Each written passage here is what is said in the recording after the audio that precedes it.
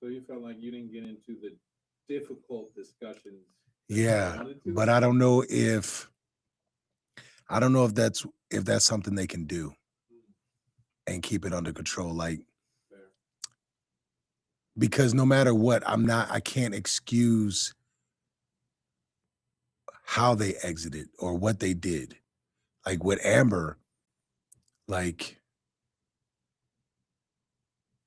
I bought a house, I was working a job I didn't like, put her ass through school, and then like a month before we get married, actually the night she bought her wedding dress, her and her friend goes out and she meets another dude. Mm. And she decided like, yeah, I'm not ready to get married. But she didn't even tell me. I found out only because the dude's ID was in my car. And she tried to lie. And like that shit didn't work. So like, I'm sorry to hear that, brother. I mean, it is what it is. But that like Kiara doesn't even know that as far as I know. If you may know now, you are alive. Oh shit. I didn't know that. Well, You know now. but You can snip that part out if you need it. yeah, we need to snip that out, but it's reality though. Yeah. All right. You control you. You know how we do. What I'm grateful for. I'm grateful for life, family, friends, everything that's been bestowed on me. I'm so grateful to God. Um hmm. I'm grateful for the blessings that keep being sent my way and all the lessons that I continue to learn. Um it does feel like I'm listening to the Almighty a little bit more right now. Um because I'm able to say no to certain things and the payoff is pretty dope so far. It's allowed me to be more focused. So yeah. Shout out Celsius for always supporting your boy.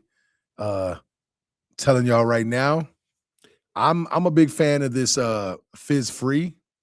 This is my joint right here. The fizz free, I like it a lot. This one and the blueberry lemonade. So Celsius has been sending me some free cases. So I appreciate them very much. They're hooking your boy up. They're supporting. Wait, is that Celsius? Yeah, The powder? Yeah. My wife almost she was over at Costco and said she's seen it. She was gonna get it. Just so when just in case I run out uh and I'm in between. So it keeps me going. Nothing too crazy. So I appreciate that. Shout them out. You know how we do. Let's get the party started. Only a father. So I wanna start with this clip. I want to shout out the Pivot. I've been a fan of the Pivot since they first started. Two of them left I Am Athlete, or they were that's a whole drama. Yeah. But they started their own podcast with Ryan Clark and they've been taking off. And now, like, I love seeing them do big things because three three amazing brothers that have grown from their NFL career and doing something really big. And they've interviewed tons of people, have have great in-depth conversations, and the way that people open up to them, I appreciate that because that's how I look at people doing here with me. So this is from a clip of when they're speaking with Steve Harvey, and this really sticks out to me because it's something that I've been preaching to my son since he was like 10.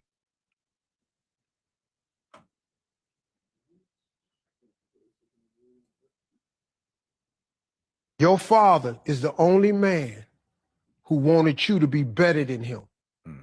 I love you, man, but I don't want you to be better than me.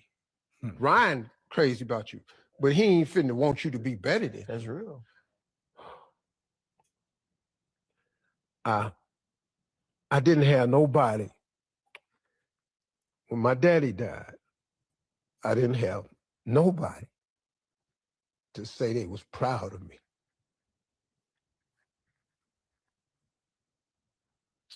It fucked me up. Because you know, my dad, used to call me and say, man, I'm so proud of you. And when he died, man, nobody said that to me no more. Nobody. And it's kind of crazy, man. Until I married Marjorie, nobody said they was proud of me. My wife, the only person say she proud of me, man. Only person.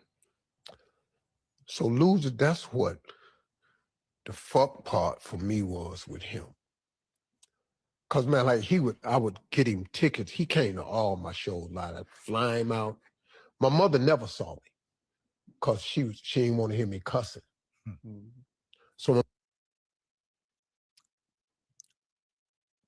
Man, this is like one of those sport movies that no matter how much I watch it, it still brings out emotions. And so it is so big for me because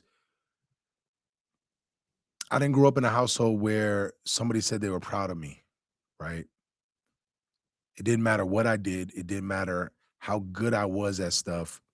That wasn't something that I was going to be told. One, because my biological father wasn't there. My stepfather was uh so abusive. So when I look back at my life, I look at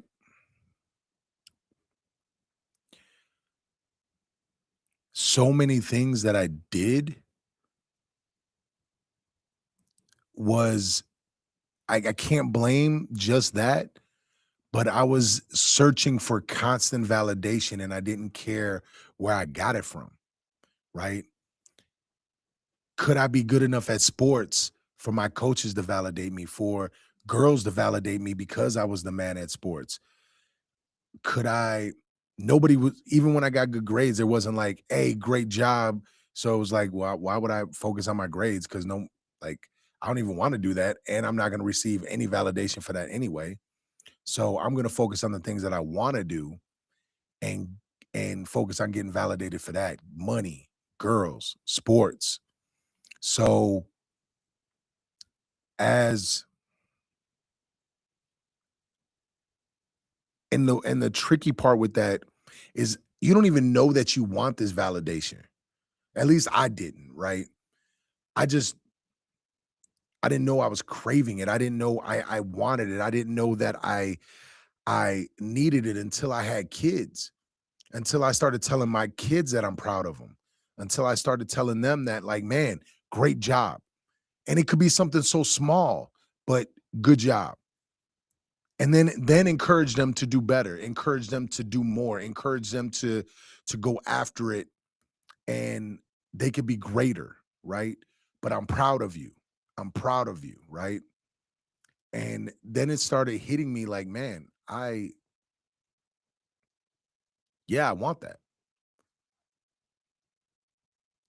But I don't want to get it from somebody else. I need to start giving it to myself, right? And so starting to have those talks, but just like Steve Harvey said, like, I don't think I heard anyone really say they were proud of me until my ex-wife said it. And that kind of shook me. Even when my wife says, like, man, you're doing great. I'm so proud of you. Like it's like a ray of sunshine that feels just different, right? And I tell myself all the time, hey, I'm proud of you. You keep doing these things. But it's not but more.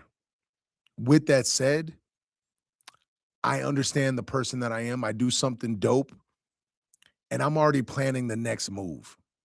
Like I don't even sit there. And that also comes from searching for that validation. So there's a good side and a bad side to it, right? And I look at it like a blessing because I'm always climbing that next mountain. Frustrates the hell out of my wife, but I'm always climbing that next mountain. I'm already looking at where's my next gym going to be. I haven't even fully moved into this one. I'm already looking at how I could do fights. I haven't even opened like you. I'm always thinking about the next thing. I'm working towards the next thing while I'm climbing this mountain. And so it's it's crazy to think about, I guess. I'm not going to talk about the effects on a woman, right? But I am going to talk about the effects when it comes to uh, young men and boys. So what silence actually does to boys, you don't get weak, you get driven, but it's unanchored. You chase approval, achievements, toughness, or control. You don't know why you're relentless, you just are. And if it's pointed in the right direction, that's great. There's tons of athletes who their moms, single moms, just pointed them in the direction of sports and like kept them out of the streets and kept them focused on this.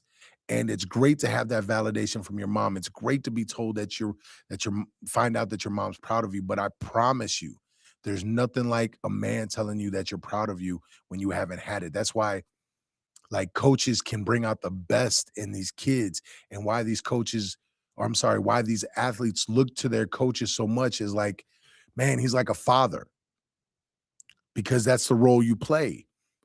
And it's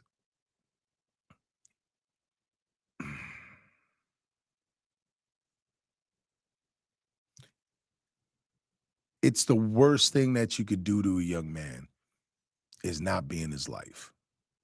To me, there's not, you can't tell me anything else. That's the worst thing that you could do to a young man, is not be in his life. And I don't care what reason you give me. That young man needs you in his life, and he needs to hear that you're proud of him. And the mistake fathers make is like, men think he knows. I show up by providing. I don't want to make him soft. That's lazy leadership. Unspoken pride doesn't register. Like, that's a real thing.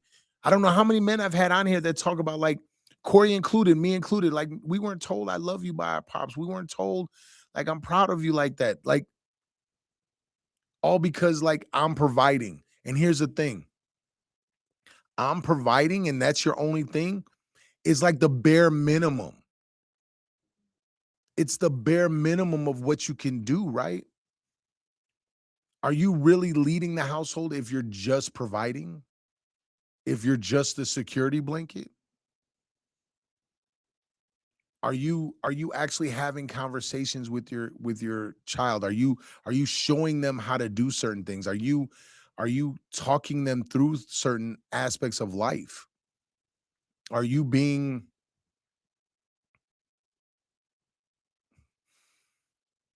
are you helping groom a king, or you just assuming he'll figure it out? It's I've talked about it before. It's generational knowledge. That's the wealth to me, is passing on the knowledge. And as men, we make this mistake like, oh, it's gonna make us look weak if who cares? Because I guarantee you, you want your son to win. You want your sons, whatever, to be better than you. And if you don't, something is fundamentally messed up with you. You're not going to live forever. He is your legacy. He is what's going to be left over. Your son needs to hear that. Your son needs to know that you're proud of him. Don't assume it. Let him know it.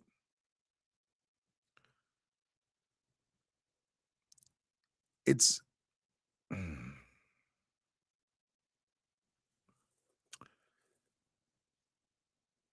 And it doesn't always have to be said after they do something major, right? It doesn't have to be after only wins. It's not conditional. You say it because you know what not hearing it creates. You're not trying to raise a boy who proves, you're trying to raise a boy who knows.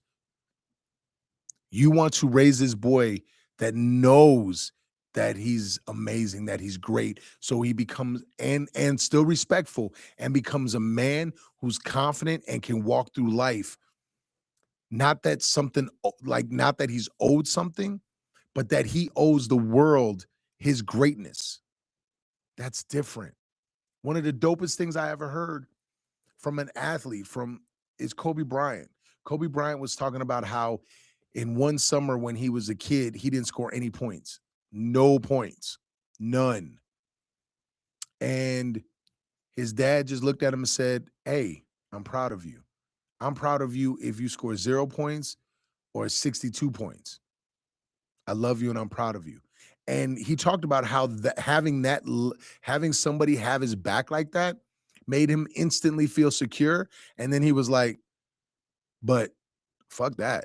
I'm going to go score 62 points." But he knew his parents and especially his father had his back. He knew no matter how well he did, he had the support system.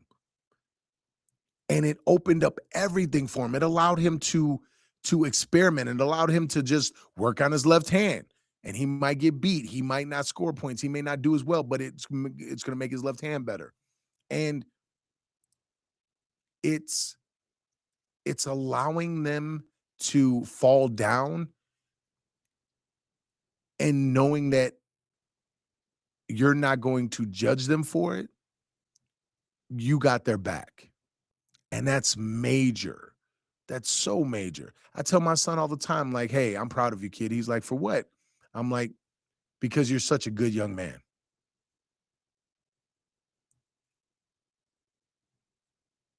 Like, I'm really proud of the man that you're becoming. And like every father will agree if they got told this, it will fill their soul up with so much joy and happiness. I had a guy, I did a mini seminar at a boxing/wrestling gym. I did a striking seminar basically. And this guy, his son goes to the same school as my son. And he told me, he was like, "I love your son. Every time he sees me, he comes up, he looks me in my eye, he shakes my hand, he asks me how I'm doing." And it's like, I spent years teaching this boy this, not just shaking the hand, but looking him dead in the eye, having that conversation, being respectful, and knowing that my son is doing that even when I'm not around. That's what I'm talking about. So of course I'm proud of my son. Of course I'm loving him. Of course I'm digging it. It's our responsibility goes beyond just, as I said, providing and protecting. My job isn't to compete with my son. It's to want him to surpass me. If you don't say it, the world will try to teach him, and it will do a horrible job teaching him. The world is going to, and the universe, it's going to pile on a whole bunch of shit onto your son. And it's your job to make sure that your son can stand up straight through all the bullshit. It's your job to raise your son up to be a king. Because at the end of the day, nobody's going to want him to do better. Steve Harvey said it best. Nobody is going to want your son to be better than them. You are the only man on this planet that is rooting for your son to be a better man than you. Period. Point blank, period. No teammates, no friends. They might root for him, but they don't want him to be better. They might cheer him on. They don't want him to be better. But your son, you want to look at your son and say, "Man, he's so much better than I was."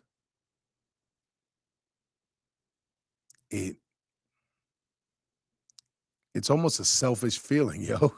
Like, to be honest with you, it's like really selfish when I really break it down. Because if I could look at my son like he's better than me, I was a part of creating that, right? That's dope. That's a great feeling.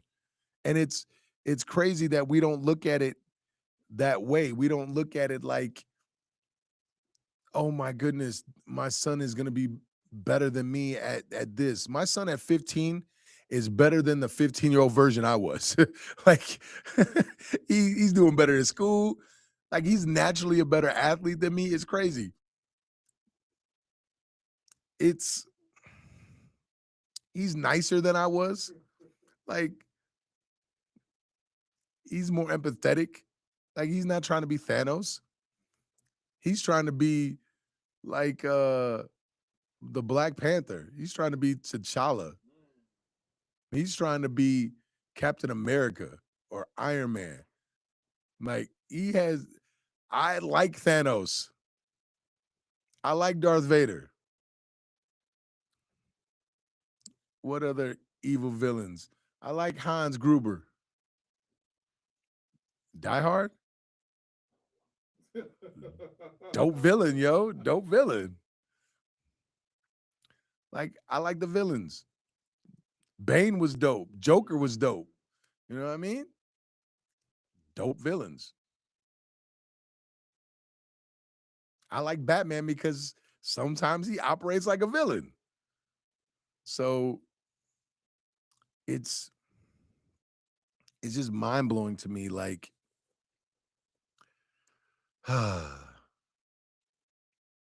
root for your son to be better. And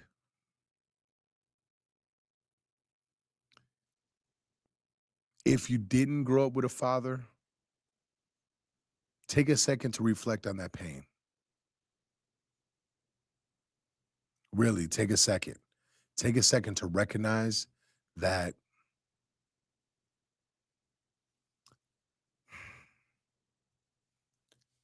everything you wanted to hear, you could say. You can look at your kid right dead in the face and say, yo, I'm proud of you. I'm proud of the man you're becoming. I'm proud of the person that you are.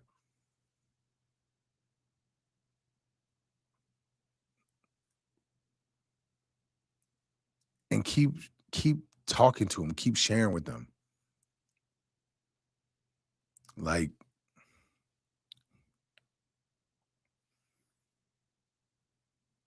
I love that we say I love you all the time. I love that no matter where my son is, when he gets out my car, he gives me a hug. It doesn't matter if it's all his teammates around. Before wrestling me, before a game, we'll give each other our little handshake. We'll go through the whole handshake, and then we'll give each other a hug. He doesn't buck at it. He doesn't care. It's my man's in them. That's a dope feeling for me. Right? Because now I think about when he has kids, he's gonna pass that on. He's gonna pass our little handshake on. Means my grandkids are gonna come up to me and like bop, bop, bop, bop, do our little handshake. It'll be cool. Right? It'll be dope, man. Like, what you think, Corey? I got my mic up. I think what did I put in the chat? I put something in the chat already. I said something like validation is so important at a young age. I can do better with that as a dad. Because I think the fine line between and I think especially for like boys of color, the fine line is showing them love, but also preparing them for the world they're about to Yeah. enter. And so I think sometimes it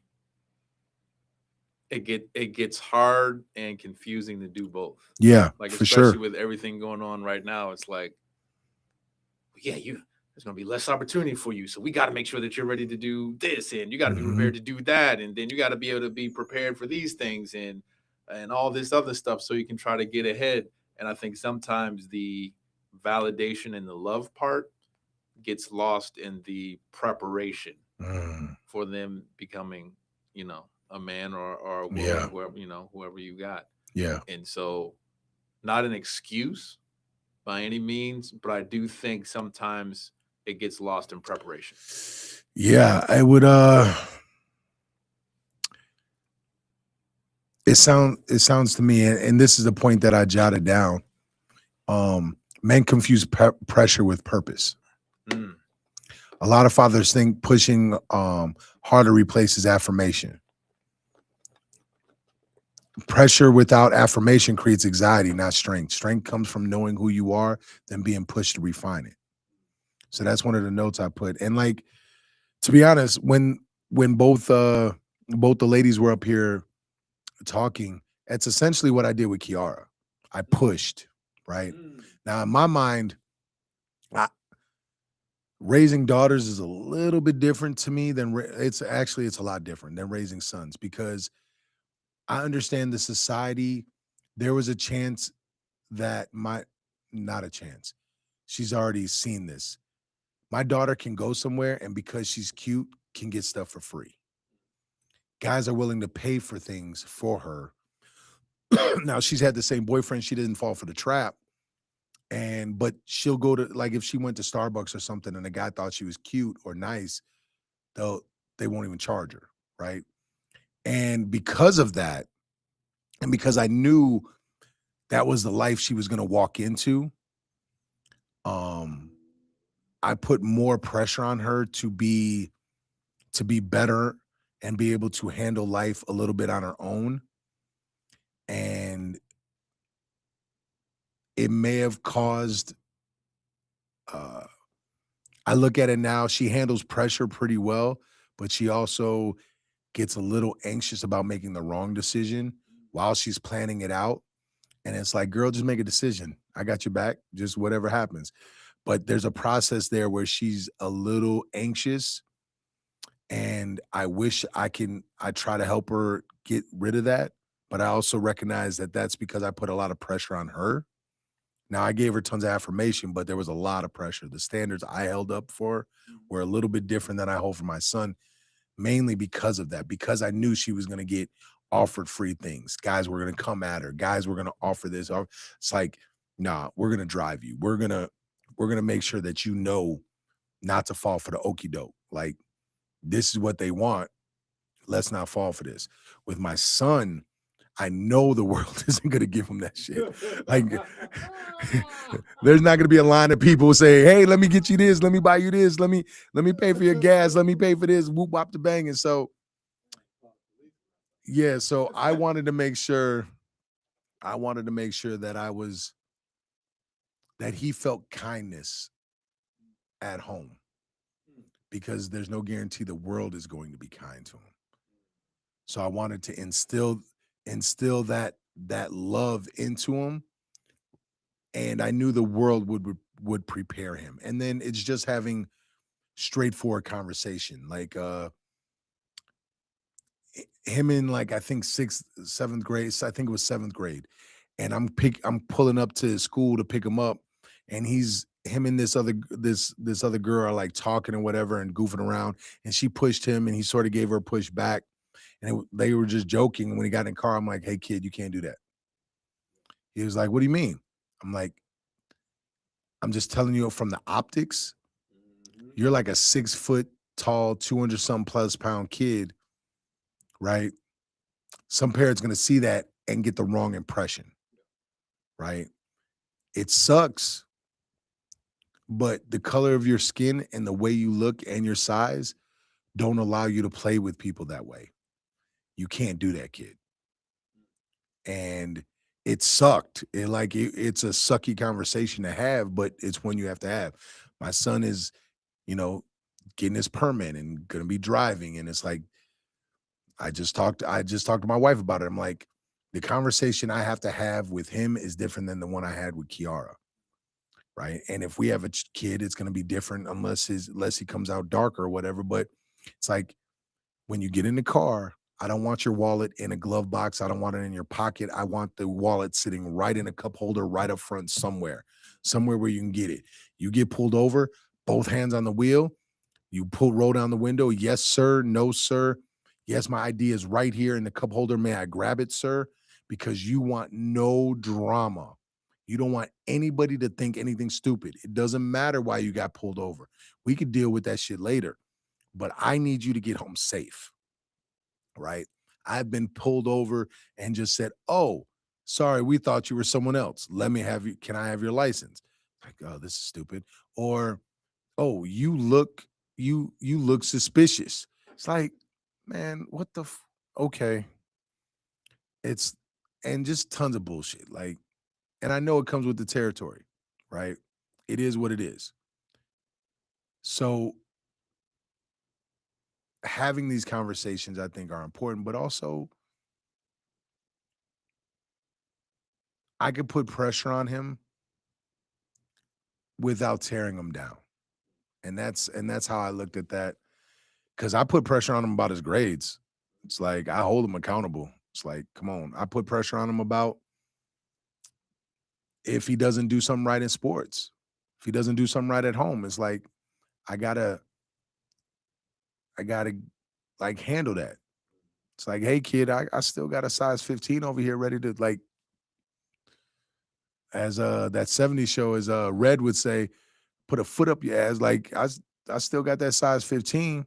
And so I'm glad it doesn't come down to that. But he knows. And so, and I think we've talked about it before. The pressure I put on him are based on his goals. It's like, hey, you want to go to the Ohio State Buckeyes, kid? Well, hey, this is what you're gonna have to do. This is how it's gonna have to be. We have to do this, whoop up the bang, and do this, whoop up the bang, and make this happen. That's life. That's what you're gonna have to do. So, yeah, I look at things so different from most guys that I know. We'll see if we'll see what it works out in like 10 years, right? Well, that's really the thing. Like, does he continue to do this? Does he graduate high school? Can I keep him from doing something stupid with his car? Can I keep him away from uh, can I keep him from making a dumb mistake behind the wheel and parties and this and that? Like these are things that it's crazy that I think about now. It's like, damn, this is what my mom was going through, yo. I was a reckless teenager. I was just out there. And so, and I know you go through it with your boys, like your son is a year older than Isaiah. And so, man, at least you're almost over that first hump though. You got like one more he's a junior, right? Yeah, you got one more year and then college, I imagine. Yep. College out of state? Not sure yet. Mm, Probably not. mm. It'll probably be in state. So my question to you is how often you tell him you're proud of him? Not enough. Mm. I don't know what enough is. Like that's why do you say not enough? Because it's not enough. I don't know. I mean, I don't know. This conversation makes me think I don't do it enough. I probably don't. Well, everybody's different, right? Because I'm always trying to push him. Well, yeah. So I probably don't say it enough. I mean, he's accomplished a lot, but my mentality is similar to yours. It's always on to the next. Of No course. time to celebrate. Of course.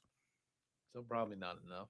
Mm. I should probably go home and tell them both that I'm proud of them. Especially after I left the house today and said that phone is stealing your dreams away. Mm. What do you Mm. mean? We just looked at your screen time. That's all the evidence Yeah. I need. You know what's crazy? Here, I it's funny you said that, and I was just thinking like only because this works with you because you're a nerd like me. What if Yoda, Mace Windu, Obi-Wan, I would say those three told Anakin they were proud of him. Because he looked at them like not Mace, but at least Yoda as a little bit of a father figure because he was there, Yeah. but definitely Obi-Wan. Yeah, Obi-Wan. If they would have said, Because Qui-Gon was gone. Qui-Gon's "Hey, I'm proud of you. I'm proud of the Padawan you've become. I'm proud of the Jedi you've become. Oh my goodness, you're doing great in the Clone Wars. We're proud of you. We're proud of what you're doing. Just make sure that you don't lose sight of becoming just a warrior and focus on this." But their training didn't enable them to do exactly. that. But at the same time, instead of validating him, they kept questioning him. Like, remember, it's like, I don't think the boy is ready to be And trained. pushing him to be better. Right. Who told him he was proud of him? There were two people. Was Qui-Gon one of them? Mm-mm. Who said? I don't even know who said they're proud of Anakin. His wife. No. Obi-Wan did. He said, "You've become a far better Jedi than I could ever hope to be." Yes. That's not the same. Yeah, it's not. Yeah, you're right. It's not quite the same. Yeah. It means the same. Yeah, but it's not. It's not the It's same. not direct. Yeah. His wife, Padme, Yeah, Padme. and the We Chancellor. saw how that ended up. Yeah, the Chancellor. The Chancellor constantly, yes. Kept stroking his ego. And that's what I worry about. That's what I worried about with my daughter. That's what I worry about with my son. Is someone going to lay a trap? It's a trap. Star Wars. It's got to come from us. Mm. Because then they don't search for it. Mm. They're not out there trying to get it from everyone else. That's what, and like there's a good side to it, right? It pushes us to, like, it drives us. Right. It drives us. Like, and no matter what, we want the validation. We Right. just don't know who we want it from. Right. Most, like, at our age, we want it from our wives. Like, if our wife looks at us and we did something great, man, I'm so proud of you, baby. Like, that means the world. Yeah, my wife tells me that. I don't believe her. I mean, I believe her, but I don't. I'm like, thank you. See, and then I move on with my doubts. you, man, I felt like it's a built-in. Man, you are like, every time I hear you, you're at level 1, and shit. Even if I'm at level 100, I look at the steps as like there's probably like a million more steps, so I'm not even close. Right. But that's where I was. Yeah. If my ex-wife said she was proud of me, I'm like, I hear you, but I always say, like, yeah, I might. yeah. Then I move on. I had to be proud of myself. Right. What's dope is like, and what it's dope when I listen to like someone like Snoop, who got his start. I think it was when he got his the Hall of Fame. Okay. And he's like, I got to thank myself. Right. Facts. It's because that's part of loving yourself, is like, and that honestly, that will help you with saying it to your kids. Like, you got to be proud of yourself. And that's something, like, as men, we don't do. Like, we're always on to the next one. I'm still like that. Right. But I try to take at least 10 minutes to recognize what I've done, to enjoy that moment. Right. Like, even after these next fights this Saturday, I'm gonna go out and I'll have probably a burger or chicken sandwich. We always go to the same place. We always go to come back in. So we always go to the same place after the fights because it's right there. And might even have a whiskey. And I'll enjoy the wins or losses, whatever happens. Right. And I'll be analyzing them, but I'll enjoy that moment with them. And the next day, I'm working. I'm working again. So it's like, and I enjoy that moment so I can get back to work. Right. And it's the benefit of looking where I started. Right. I told you this before. Where'd you start? Where was your first studio? Jesus, in the apartment in Milwaukee. Yeah. Doesn't look like an apartment in Milwaukee. So it's okay to say I'm proud of you. Right. It's okay. Hey, I'm proud of myself. This isn't the final stop, but I'm proud of myself. That's probably Because then when you're then when your wife, because imagine this. Imagine if your wife came from a shitty childhood and every time you said you love her, she was like, I hear you, but now there's no way you could love me because she doesn't love herself. That woman is dangerous because that woman is going to look for validation from anyone. Yeah. I've been with those type of women. Yeah. So that's essentially what you're doing. Right. It's like, oh, I hear you, but I don't believe you. She looks at you and she's proud of you. Yeah. Because she can see where you've come from. Yeah. She knows. Yeah. She knows. So she's like, yeah. And you just got to recognize that too. And like, that's what I mean. It's when I say level 1, that's just like learning to love yourself and be proud of yourself and like how far you've came. And when you really think about it, if you really break it down with your kids,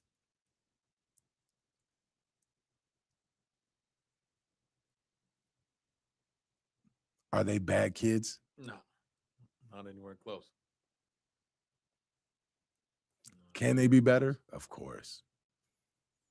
So it's like, hey, I'm really proud of the young men the young men that you are and the young men that you're becoming. And this is the talk I have with Isaiah, especially when I'm riding him. It's like, hey, I want you to know that I just want you to be the greatest that you could be. That's all I've ever wanted. Yeah. And I'm rooting for you. Yeah. I genuinely want you to succeed. And it's why I'm on your tail. It's why I push you the way I do. But with that said, I'm so proud of who you are right now. I'm so proud of the person you're becoming. And I recognize that you're doing the work and you're doing stuff. Just understand there's always more you could do. There's always more you could do. And when you set the goals that you've set, you have to want to be great. Right. But I'm going to keep pushing you and keep driving you until I'm dead. Because that's my job. And as long as you, like, for me, bridging those real conversations, Right. He's like, I know, Dad. I know. I get it. It makes it, he may not enjoy it in the moment, but I know he gets it. And that's the biggest thing. Right. And so. Or I could just play this video. Or I could just play this video. Yeah. And that's the point. Like, it's.